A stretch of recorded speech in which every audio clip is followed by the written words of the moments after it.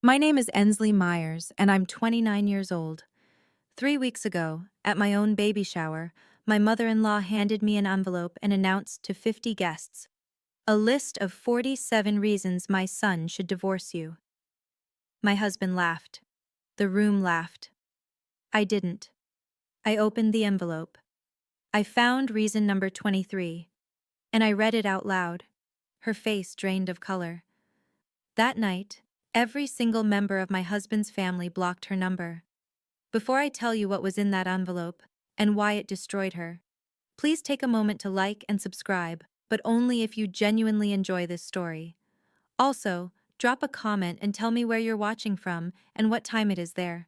I love reading those. Now, let me take you back 4 weeks, to the night my mother-in-law started planning my humiliation.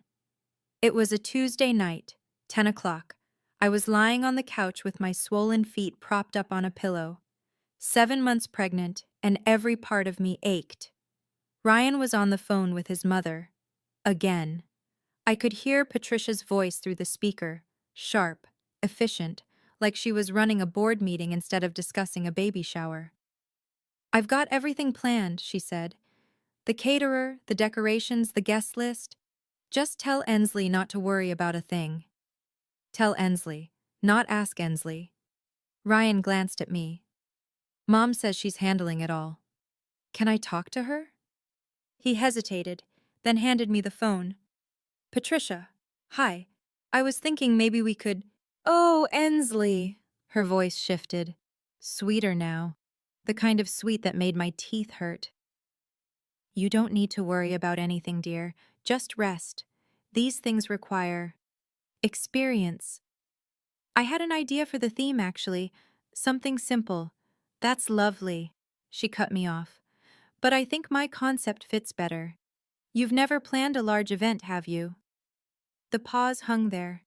I knew what she meant, what she always meant. You didn't have a mother to teach you. "I'll handle everything," she continued. "A mother knows best." Before I could respond, she added, "Oh, by the way, I've invited a few of Ryan's old friends, Melissa too. You remember Melissa?" My stomach tightened. Melissa, Ryan's ex-girlfriend, the one Patricia still sent Christmas cards to. "That's thoughtful," I managed. "Wonderful. Get some rest, dear. You'll need it." The line went dead.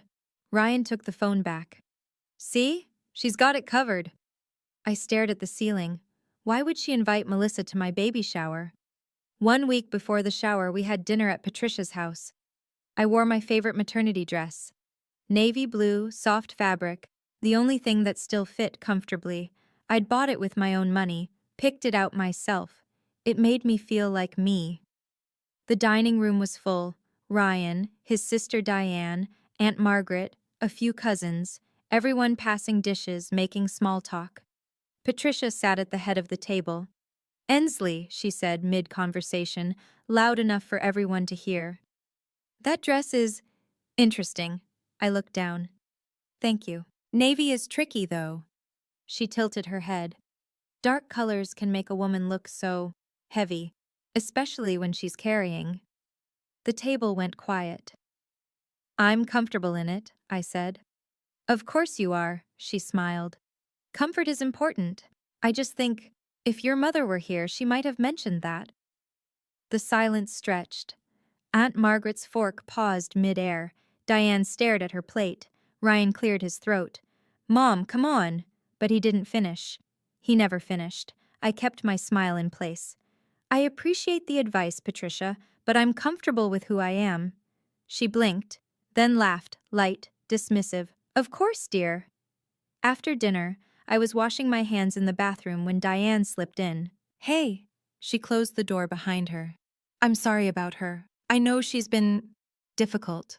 I met her eyes in the mirror. "It's fine." "It's not." Diane bit her lip. "Listen, there's something I need to tell you, but not here." "What do you mean? Can we meet tomorrow? Just us?" The urgency in her voice made my chest tighten. "Okay," I said. "Tomorrow." She nodded once, then left. What did Ryan's sister know that I didn't? We met at a coffee shop the next morning. Diane was already there when I arrived, stirring a latte she hadn't touched. She looked nervous. That made two of us. "Thanks for coming," she said as I sat down. "You're scaring me a little. What's going on?" Diane took a breath. "I work at First National, you know that. I handle transactions for the branch." I nodded. "Last week I was processing account reviews, routine stuff." She paused. "I came across a withdrawal from your joint savings, yours and Ryan's." "Okay." $11,000, Ensley. The number hit me like cold water. That's not right. Ryan didn't mention any withdrawal." "Because he didn't make it." Diane's voice dropped. "The authorization came through a linked account, someone with secondary access." "Who has secondary access to our savings?" She looked at me, and I knew. "Ryan added her years ago," Diane said quietly. "Before you were married. For emergencies, he said." "Patricia took $11,000 from our account?" "She didn't take it officially. She transferred it through the linked access." Diane slid a piece of paper across the table. "Here's the statement. The date matches her new antique collection she's been bragging about." I stared at the numbers. Black and white. Undeniable. "Why are you telling me this?" Diane met my eyes. "Because it's wrong, and you deserve to know." I folded the paper carefully, slipped it into my purse. "Does Ryan know?" "I don't think so." $11,000. Gone. Without a word to either of us. "What are you going to do?" Diane asked. I didn't answer. Because I didn't know yet. But I knew one thing. I wasn't going to pretend this was okay. That night, I waited until Ryan got home. "Can we talk?" He dropped his bag by the door. "Sure. Everything okay?" "Did you know your mom has access to our savings account?" He paused. "Yeah. I added her years ago, before us." "Emergency access. Why?" "Check the balance." He pulled out his phone, opened the banking app. I watched his face change. "What the? There's 11,000 missing." "I know." "How do you know?" "Diane told me. She saw the transaction at work." Ryan stared at the screen. Then he called his mother. I listened to his side of the conversation, the confusion, the questions, and then the shift. "She says she borrowed it," he said, hanging up, "for my birthday gift. She was going to pay it back." "Borrowed." I let the word sit there. Without asking. She said it slipped her mind to mention it. $11,000 slipped her mind? "Ensley." He rubbed his face. "She said she'll pay it back. Let's not make this a big deal. You know how she gets." There it was. The phrase I'd heard 100 times. You know how she gets. Translation: don't upset her. Don't challenge her. Keep the peace. "Ryan, she took money from our account, without permission. That's not a misunderstanding. She's my mother. And I'm your wife." He sighed, looked at the floor. "Please," he said quietly. "Just don't bring this up at the baby shower. I don't want drama." I stood there, 7 months pregnant, holding proof his mother had stolen from us. And he was asking me to stay quiet. "I guess we'll see," I said. I didn't promise anything. Because I was done making promises I couldn't keep. The day before the shower, Patricia called me directly. That almost never happened. "Ensley, darling." Her voice was honey over steel. "I wanted to confirm a few details." "Of course." "The photographer needs to know colors for the shots. I've coordinated everything in yellow and cream, so I'll need you to wear something that matches." I looked at the dusty rose dress hanging in my closet, the one I'd already chosen. "I have a dress picked out. Dusty rose." Silence. Then, "Oh, is that a problem?" "Well," she laughed lightly, "yellow would photograph so much better. I've already briefed the team." "Then tell them I'll be in dusty rose." Another pause. Longer this time. "Of course, dear." The sweetness curdled. "Whatever makes you comfortable." I'd heard that phrase before, From her. It never meant what it said. Patricia, is there something else? Actually, yes. Her tone shifted, warmer now, almost conspiratorial. I have a little surprise planned for you at the party. Something I've been working on for quite some time. My grip tightened on the phone. What kind of surprise? Now, if I told you, it wouldn't be a surprise, would it? She laughed. Don't worry. I think everyone will love it. It's very personal. Personal. The word sat wrong in my stomach. I just want everything perfect, she continued. For the family. You understand, don't you? I understand perfectly. Wonderful. See you tomorrow, dear. Get plenty of rest. She hung up. I stood in my bedroom, one hand on my belly, the other still holding the phone. A surprise. Something personal. Something she'd been planning for quite some time. Every instinct I had was screaming. But I had no proof of anything. Not yet. The morning of the shower, Claire arrived early. She found me in the bedroom, half-dressed, staring at the bank statement on my dresser. You look like you're preparing for battle, she said. Maybe I am. Claire sat on the edge of the bed. We'd been friends since college. She was a nurse, practical and unshakable, the kind of person who stayed calm in emergencies. Tell me everything. So I did. The $11,000. Diane's warning. Ryan asking me to keep quiet. Patricia's surprise. Claire listened without interrupting. When I finished, she said, And you're still going to this party? I have to. If I skip, I'm the bad guy. She wins either way. So what's the plan? I looked at the dusty rose dress, at the bank statement, at my reflection in the mirror. No plan, I said. I'm just going to show up, smile, and get through it. Claire raised an eyebrow. That doesn't sound like you.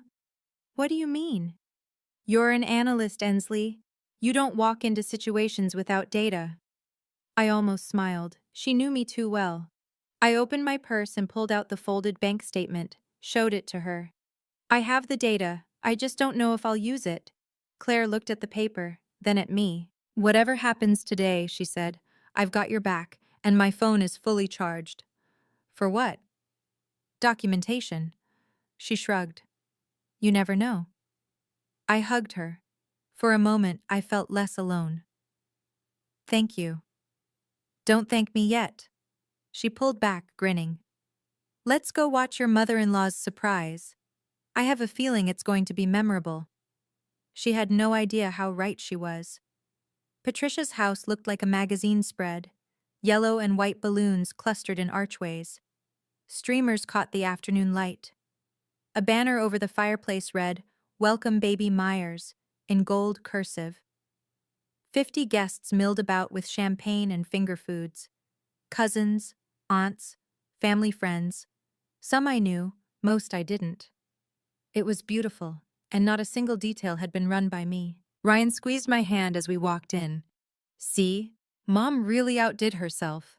I nodded, smiled, said nothing. The first person I noticed was Melissa. She stood near the gift table, blonde hair perfect, wearing a yellow dress that matched the decorations exactly. When she saw me, she smiled, slow and knowing.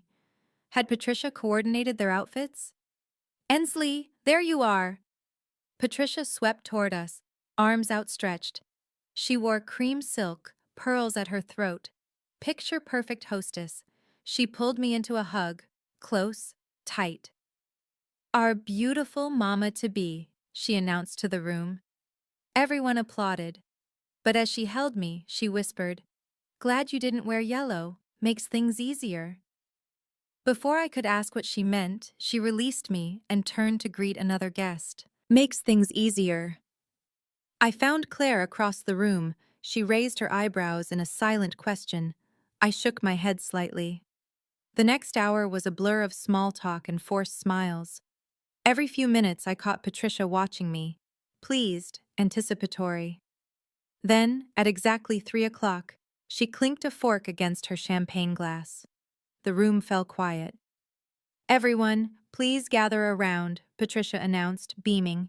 Before we continue, I have a very special presentation for Ensley, something I've been working on for months. My heart began to pound. This was it, the surprise, and I had a terrible feeling I knew what was coming. Before Patricia could continue, the front door opened. Diane hurried in, cheeks flushed, slightly out of breath. She scanned the room until her eyes found mine. Something was wrong. I could see it in her face. "Sorry I'm late," she announced to no one in particular, already making her way toward me. Patricia frowned. "Diane, we're about to start the presentation. Just 1 minute, Mom." Diane reached me, took my elbow, and guided me toward the window, away from the crowd. "What's going on?" I whispered. "I heard Mom on the phone last night." Diane's voice was barely audible. "She was talking to Aunt Ruth about some list. I don't know what it is, but she sounded excited. In a bad way." My mouth went dry. "What kind of list?" "I don't know. But whatever she's planning, be careful." I glanced back at Patricia. She was watching us, smile fixed in place, eyes sharp. "Diane, listen to me." Diane gripped my arm. "If anything happens, remember what you have. The bank statement. That's not nothing. You think she'd actually— I don't know what she'll do, but I know my mother." Diane's jaw tightened. "She thinks she's untouchable. She thinks no one will challenge her in public. What if she wrote something down, something incriminating?" Diane's eyes widened slightly. "Then she just handed you the weapon." "Diane! Ensley!" Patricia's voice cut through. "We're waiting, ladies." Diane squeezed my hand once. "I'll be right here." She stepped away. I walked back to the center of the room where 50 pairs of eyes watched me. Patricia smiled, and I realized, whatever was in that envelope, Patricia had no idea what she'd actually written. Time to find out. As I moved through the crowd, a hand caught my wrist. Aunt Margaret. She was seated on the sofa near the window, champagne untouched beside her. Ryan's aunt had always been quiet at family gatherings, observing, never speaking. "Sit with me a moment," she said. I sat. "How are you holding up, sweetie?" "I'm fine, just tired." She studied my face. "I've known Patricia for over 30 years, since she married my brother." "I didn't know that." "Most people don't." Margaret glanced across the room, where Patricia was arranging something near the gift table. "She's never liked anyone who doesn't follow her rules." "Did she treat you like this too?" Margaret's smile was thin. Worse, but I didn't have proof. I felt the weight of the bank statement in my purse. "Do you?" she asked quietly. I didn't answer, just held her gaze. Margaret nodded slowly. "Good. Keep it close." "Why are you telling me this?" She was silent for a moment. When she spoke, her voice was heavy with something old. "Years ago, Patricia convinced my brother I was stealing from the family. I wasn't." Her eyes glistened. "But I couldn't prove it, and Richard died believing her lies. I'm so sorry." "Don't be sorry. Be smart." She squeezed my hand. "If she tries anything today, don't let her win with silence. Silence is how she's won for 30 years. Everyone, gather around." Patricia's voice rang. Margaret released my hand. "Go. And remember what I said." I stood, walked toward the center of the room. 50 guests formed a semicircle. Ryan stood near his mother, smiling, oblivious, and Patricia held a white envelope. The room fell silent. This was it. "Okay, I need to pause here for a second. If you're as invested in this story as I was living through it, drop a comment and tell me, what would you do if your mother-in-law handed you an envelope like this? Would you open it in front of everyone? Would you walk away? I'm genuinely curious. And if you're enjoying this, please hit that like button. It really helps. Now, back to the party. Patricia stood in the center of the room, white envelope in hand. The afternoon light caught the pearls at her throat.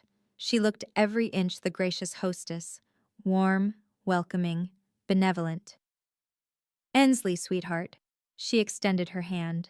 "Come here." I walked toward her. Each step felt like wading through water.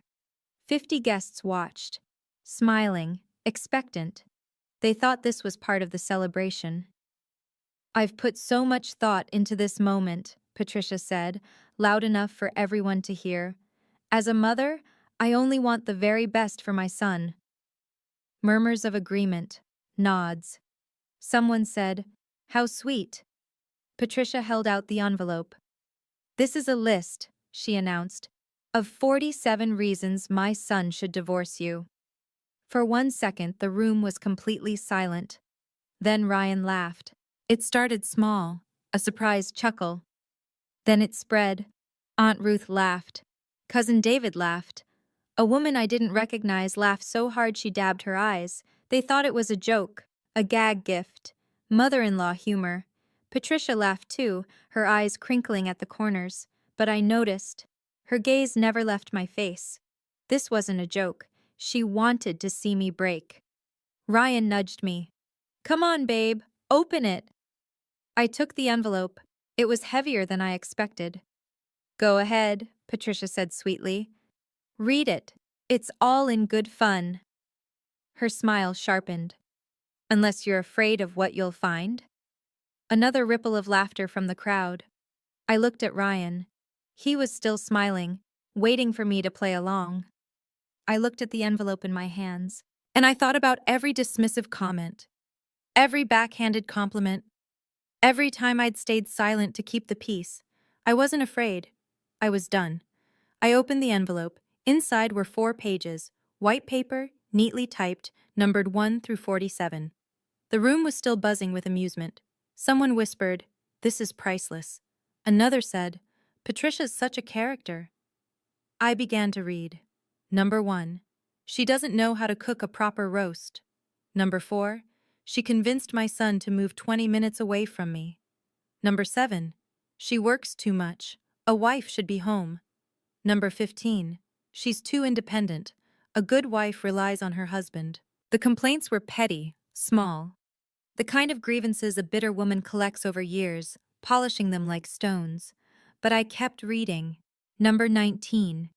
She didn't invite me to her doctor's appointment. Number 21. She won't let me decorate the nursery. And then I reached number 23. I read it once, then again. My heart stopped. "Well?" Patricia's voice broke through. "Anything interesting?" I looked up, met her eyes. Around me, 50 people waited. Claire stood in the corner, phone in hand. Diane hovered near the door, pale. Aunt Margaret watched from the sofa, hands folded. Ryan was grinning. "Come on, read some out loud. This is hilarious." Patricia tilted her head. "Yes, dear, share with the class." I looked at the words one more time. Reason number 23. She doesn't even know I accessed their joint bank account to withdraw money for Ryan's birthday gift. Proof she doesn't pay attention to their finances. She'd written it down. Patricia had actually written down her own confession, and she had no idea. I lifted my head. "May I read this one out loud?" Patricia's smile widened, triumphant. "Of course, dear. Whichever one you like." I took a breath, and I began to speak. My voice was steady, calm. I didn't raise it. I didn't need to. Reason number 23. The room leaned in. She doesn't even know I accessed their joint bank account to withdraw money for Ryan's birthday gift. Proof she doesn't pay attention to their finances. Silence. Complete, absolute silence. Complete. I continued, same measured tone. For the record, I did know. The withdrawal was $11,000. I reached into my purse, pulled out the folded bank statement. "I have the documentation right here." Patricia's face went white, not pale, white, like someone had pulled a plug and drained every drop of color from her skin. That's," she stammered. First time I'd ever heard Patricia Whitmore at a loss for words. Ryan stepped forward. "Wait, Mom, you took money from our account?" "I was going to pay it back." Patricia's voice pitched high. "It was for your birthday." "You never asked me." "I didn't need to ask. I'm your mother." Aunt Margaret stood up from the sofa. Her voice cut through the room like a knife. You accessed their account without permission. She walked toward Patricia. That's not borrowing, that's stealing. The whispers started, low at first, then louder. $11,000? Without telling them? She wrote it down? I stood perfectly still. I hadn't accused anyone, hadn't raised my voice, hadn't made a scene. I'd simply read her own words back to her. Patricia spun around, searching for allies. But everywhere she looked, she found only stares. Shock. Disgust. Diane stepped forward. It's true. I work at the bank. I saw the transaction myself. Diane! Patricia's voice cracked. You're siding with her? I'm siding with the truth, Mom. The room erupted. Everything happened at once, voices overlapped, questions fired from every direction. How long has this been going on? Did Ryan know? Is this why she's been so hostile? Patricia stood frozen in the middle of the chaos, mouth opening and closing like a fish pulled from water. Aunt Margaret wasn't finished. This isn't the first time, is it, Patricia? The room went quiet again. Margaret walked closer. 30 years of silence burned in her eyes. You told my brother I was stealing from the family. Her voice shook. I never stole a thing, but Richard believed you. He died believing your lies. Gasps scattered through the crowd. A cousin spoke up. David, Patricia's own nephew. Wait, is that why Dad stopped talking to Aunt Margaret? She made it up. Margaret's tears spilled over now. All of it, and I spent decades being treated like a criminal. Patricia's composure crumbled. That was different. Different how? Margaret cut her off. You lied about me. Now you've stolen from your own son. And then you wrote it down. Movement near the gift table. Melissa stepped forward. Mrs. Whitmore. Her voice was quiet but carried. You told me you invited me because Ensley wanted old friends here. That wasn't true, was it? Another murmur swept the room. Patricia had invited Ryan's ex-girlfriend to his wife's baby shower under false pretenses. I was trying to... Patricia started. You were trying to hurt me, I said. Not angry, just clear. You've been trying to hurt me since the day we met. I held up the list. These are your words, Patricia, not mine. All 47 of them. She had no response. For the first time in 30 years, Patricia Whitmore had nothing to say. Ryan stood between us. I watched him process it. The list, the money, the lies. Years of conditioning cracking like ice under sudden weight. Patricia reached for him. Ryan, honey, you know I only did this because I love you. She's changing you. She's taking you away from me. Mom, his voice was rough. I was trying to protect you. From what? He stepped back from her touch. From the woman carrying my child? She's not right for you. I've always known it. You took our money. The words came slow, like he was hearing them for the first time. You made a list to humiliate my wife. At her own baby shower, in front of our entire family. And you invited my ex-girlfriend. Melissa quietly slipped toward the door. Patricia's eyes darted around the room. Everyone's overreacting. This is just a misunderstanding. $11,000 isn't a misunderstanding. Ryan's jaw tightened. A 47-item list isn't a joke. I stayed silent. This wasn't my fight to win. It was his. He had to choose. The room held its breath. I think you should leave, Mom. Patricia's face crumpled. You're choosing her? Over your own mother? Ryan looked at me, at my belly, at the life we were building, then back at her. I'm choosing my family, the one I'm building, with her. Patricia grabbed her purse. Her hands shook. She walked toward the door, and the crowd parted like water. At the threshold, she turned. Her eyes locked on mine. This isn't over, she said. I met her gaze without flinching. I think it is. The door slammed behind her. For a moment, No one moved. Then Aunt Margaret lifted her champagne glass. Well, that was 30 years overdue. The door's echo faded. 50 people stood in Patricia's perfectly decorated living room, surrounded by yellow balloons and streamers, trying to make sense of what just happened. Then, unexpectedly, someone laughed. It was Aunt Ruth, a small, shocked giggle that broke the tension. "I've waited 20 years to see that woman speechless," she said. A few others laughed.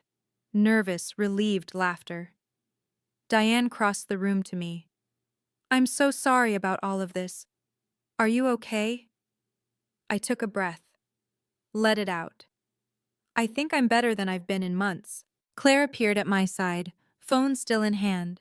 She leaned in close. "I got it all on video, just in case." I nodded.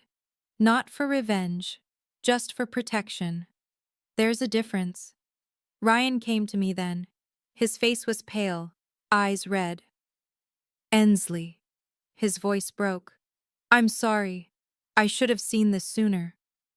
I took his hand. "You see it now. That's what matters." Around us, the baby shower slowly resumed, awkwardly at first, then with genuine warmth. Someone cut the cake, someone else started opening gifts, but the mood had shifted, lighter somehow, like a pressure valve had finally released. Patricia's cousin Ellen found me near the dessert table. "Thank you," she said quietly. Someone needed to stand up to her. We've all been too afraid. Similar whispers reached me throughout the afternoon. Relatives I'd barely met, friends of the family, all with the same message. It was about time. I didn't expose her. She exposed herself. I just read what she wrote. By the time we left that evening, I realized something had changed. For the first time since I'd married Ryan, I didn't feel like an outsider in his family. I felt like I belonged. Before the party ended, a small group gathered in Patricia's study. Ryan, me, Diane, Aunt Margaret. The door closed behind us. "We need to talk about next steps," Margaret said. Ryan sat on the edge of Patricia's desk, the desk where she probably typed that list. "I'm removing her access from our accounts first thing tomorrow." "Good," Diane said. "That should have been done years ago." "And the 11,000? I asked. Diane pulled out her phone, checking something. "Legally, you have options. The withdrawal was unauthorized. You could pursue it." "I don't want to sue her." I shook my head. "I just want boundaries." "Then make them clear." Margaret's voice was firm. "In writing, no more family favors, no more access to your finances, your home, or your decisions, not until she earns it back." Ryan nodded slowly. "I'll send her an email. Lay it all out. No contact until she apologizes and pays back the money." "An actual apology," Diane added. "Not her usual, 'I'm sorry you feel that way' nonsense." "And the baby shower?" I looked around the room. "Do we just pretend this didn't happen?" Margaret laughed. It was warm, genuine. "Honey, this is the most honest family gathering I've been to in 30 years. Ryan took my hand. "I'm not cutting her off forever. She's still my mother. But until she takes responsibility, she doesn't get access to our life." I squeezed his hand back. It wasn't a perfect solution. It wasn't even a complete one. But it was a start. Boundaries aren't about punishment. They're about protection. And for the first time in my marriage, I had both my husband and his family standing beside me. That was worth more than any apology. Can I be honest with you for a second? When I was standing there reading that list out loud, my hands were shaking. But I realized something. Silence wasn't protecting me. It was protecting her. If you've ever had to stand up to someone who thought they were untouchable, I see you. Drop a heart emoji in the comments. And if you're new here, please subscribe. We've got more stories coming. Now let me tell you what happened that night. That night, our apartment felt different, quieter, lighter, like a storm had passed and left everything clean. Ryan sat on the couch staring at his phone. "I have 12 messages," he said. From who? Everyone. He scrolled through. Uncle David, Cousin Beth, Aunt Ruth, people who haven't texted me in years. What are they saying? He read a few out loud. Diane. Mom's been calling everyone. No one's answering. Aunt Margaret. Blocked her number. 30 years too late. But better late than never. Cousin Beth. I always knew something was off with her. Thank you for finally proving it. Uncle David. Proud of you, son. That took guts. Ryan set the phone down. His eyes were distant. How do you feel? I asked. He thought for a long moment. Guilty, he said. Relieved, sad, all at once. That's okay. I sat beside him. You're allowed to feel all of it. I spent 31 years thinking her behavior was normal. He turned to look at me. It took you standing up to show me it wasn't. I didn't say anything, just rested my head on his shoulder. His phone buzzed. He checked it, then showed me the screen. He'd blocked Patricia's number. I'll unblock her when she's ready to be a grandmother, he said quietly, not a controller. I thought about the baby growing inside me, about the family I wanted to build. She can still fix this, I said. All she has to do is apologize, genuinely. You think she will? I remembered Patricia's face as she left, the rage, the humiliation, the promise in her eyes. I don't know, I said honestly, but the door's not locked, just closed. Whether she chose to open it was up to her. A week passed. Then the email arrived. Ryan showed me on a Sunday morning, his face carefully neutral. It's from her. I set down my coffee. What does it say? He read it aloud. Dear Ryan, I've had time to reflect on what happened at the shower. I'm deeply hurt that you chose to publicly humiliate me in front of our entire family. Ensley clearly orchestrated this to turn everyone against me. I was only trying to protect you, as I always have. The money was a loan, nothing more. I expected my own son to understand that. I hope you'll reconsider your position and see that I've only ever wanted what's best for you. Love, Mom.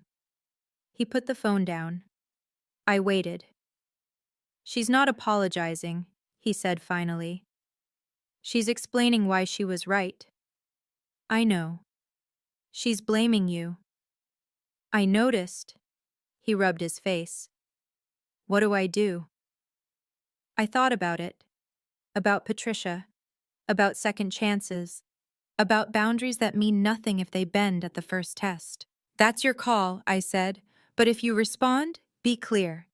He picked up his phone, started typing, deleted it, started again. When he finished, he showed me.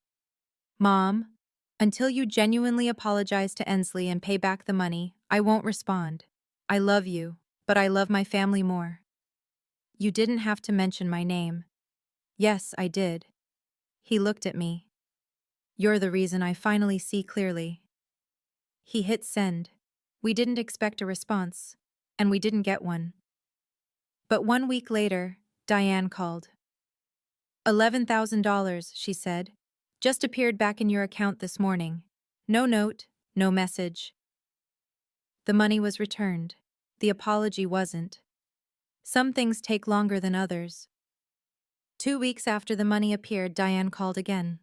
Her voice sounded different this time, heavier. I need to tell you something about Mom. I braced myself. What happened? She's not doing well. Diane paused. She's alone. No one's talking to her. Margaret blocked her. Ruth blocked her. Even her bridge club dropped her. I didn't tell anyone to block her. I know. They made their own choice. Diane sighed. But she's spiraling. She called me crying last night, said everyone abandoned her. I listened to the silence on the line. How do you feel about that? I asked. Honestly, conflicted. Diane's voice cracked. She's my mother. She's awful. Both things are true. I understood that, more than she knew. She can fix this, Diane. All she has to do is apologize, genuinely. I told her that. She keeps saying she did nothing wrong. Then she's not ready yet. I know. A long pause. I just wanted you to know what's happening with her. In case, I don't know, in case it matters. I looked out the window, thought about the woman who'd spent years making me feel small, who'd stolen from us, who'd tried to destroy my marriage in front of 50 people. I didn't feel happy that she was suffering, but I didn't feel guilty either. Thank you for telling me, I said. And Diane, you're not responsible for her choices. Neither are you. I know. When we hung up, Ryan was watching me. How is she? Lonely, defensive, still not sorry. He nodded slowly. Maybe she never will be. Maybe. I placed my hand on my belly. But until she is, she doesn't get to be part of this. Our baby kicked, right on cue. Some boundaries protect more than one person. 3 months later, I gave birth to our daughter. We named her Lily. The delivery room was small but bright. Ryan held my hand through 18 hours of labor. Claire was there, off duty but refusing to leave. Diane arrived with flowers. Aunt Margaret brought a hand-knitted blanket. Patricia wasn't there. She still hadn't apologized. I held Lily for the first time, this tiny, perfect person, and felt the world shift on its axis. Everything that had happened before suddenly felt smaller, less important. This was what mattered now. She's beautiful, Claire whispered. Claire, she looks like you, Ryan said, tears on his cheeks. I looked at my daughter's face, at her tiny fingers, at the future stretching out ahead of her. She would not grow up in a family where silence was a weapon, where manipulation was love, where standing up for yourself meant standing alone. I would make sure of it. Later that evening, Ryan sat beside my hospital bed, phone in hand. I called Mom, he said quietly, told her about Lily. My heart clenched. What did she say? She cried, asked if she could see her. And? Ryan met my eyes. I said when she's ready to respect my wife, she can meet my daughter. I reached for his hand. That must have been hard. It was. He squeezed my fingers. But it was the right thing. Diane appeared in the doorway. Hey, she said softly. I just wanted you to know. I talked to Mom this morning. She mentioned therapy. Therapy? For the first time in her life, Diane almost smiled. Maybe there's hope. I looked at Lily, sleeping peacefully in my arms. Maybe there was, but hope wasn't the same as trust. That would have to be earned. 6 months after Lily was born, a letter arrived. Not an email, a handwritten letter, on cream stationery, with Patricia's familiar slanted script. I almost threw it away. Instead, I sat at the kitchen table while Lily napped, and I read. It was 2 pages long. She wrote about her childhood, growing up with a mother who never showed affection, learning that love meant control, and control meant safety. She wrote about losing her husband, Ryan's father, and how terrified she'd been of losing Ryan too. Then she wrote this. I convinced myself that if I could control everything around my son, I could keep him safe. But I was wrong. I wasn't protecting him. I was suffocating him.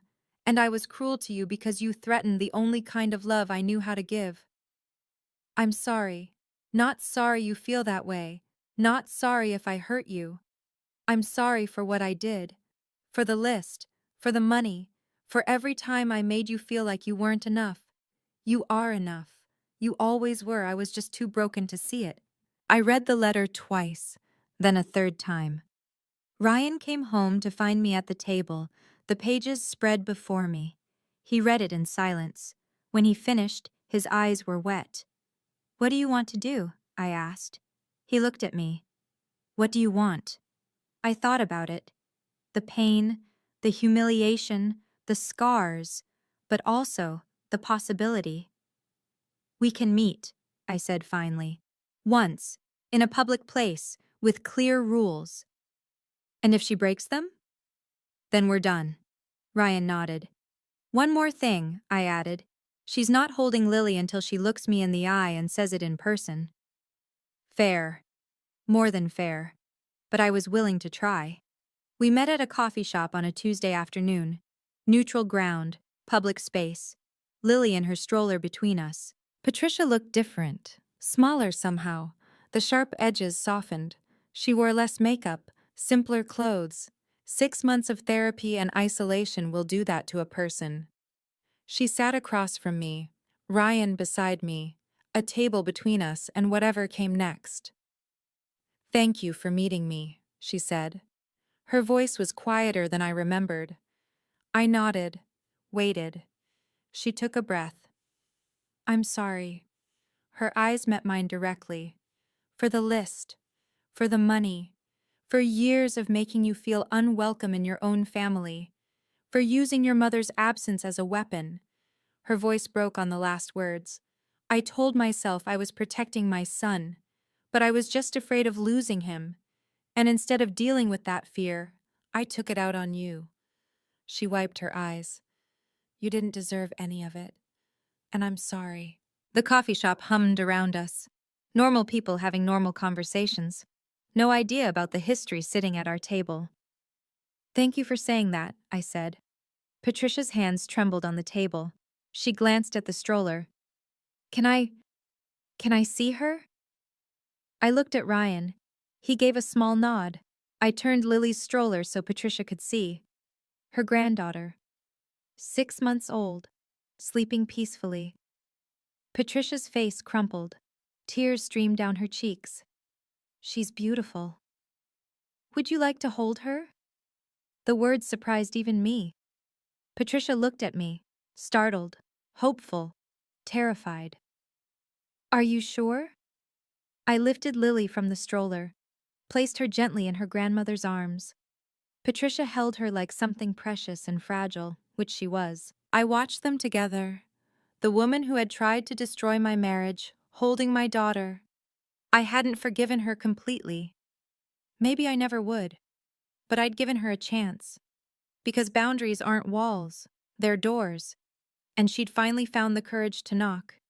And that's where my story ends. For now. Thank you for staying with me through all of this. If this story made you feel something, seen, understood, or just a little less alone, please drop a comment and tell me your thoughts. And if you want more stories like this, check the description below. I've linked some of my favorites. Subscribe, hit the bell, and I'll see you in the next one. Take care of yourselves. And remember, your boundaries are not negotiable.